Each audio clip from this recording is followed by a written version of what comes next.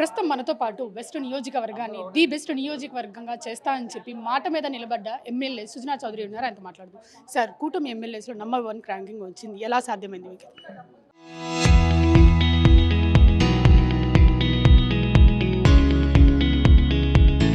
ప్రజల సహకారం, ఇక్కడ ఉన్న ప్రభుత్వ సహకారం అన్నిటి మూలాన ప్రభుత్వం వాళ్ళు నిర్వహించిన అనేక పారామీటర్స్లో ఆ పారామీటర్ బేస్డ్గానే ఇది నెంబర్ 1 అని అన్నారు.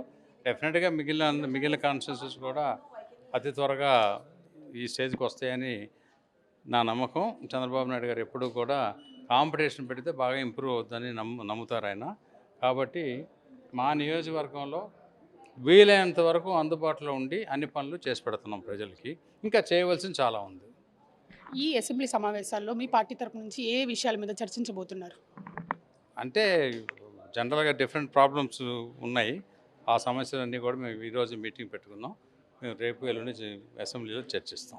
మీ పార్టీ నాయకులు ఆదినారాయణ రెడ్డి ఈ పాలన కమ్మగా ఉందని చెప్పి ఒక మాట అన్నారు, మరి దాని గురించి ఏమంటారు?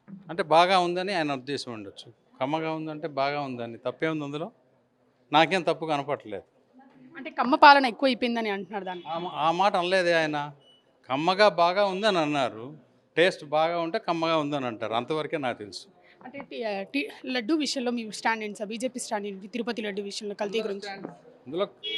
అందులో కలుషితం అయిందా అవ్వలేదా? కలుషితం అయిందని రిపోర్ట్ ఇచ్చారు, అంతవరకు. ఇంకా మీకో స్టాండ్ నాకో స్టాండ్ ఉండదు కదా. కలుషితం అయిందా, పొల్యూటెడ్ అయిందా అవ్వలేదా? అయ్యింది.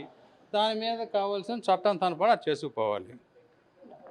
ఓకే, ఇది ఇక్కడ పరిస్థితి. కెమెరామ్యాన్ ప్రసాద్తో Atha Mohammed, RTV Vijayawada. Local to global news at your finger tips.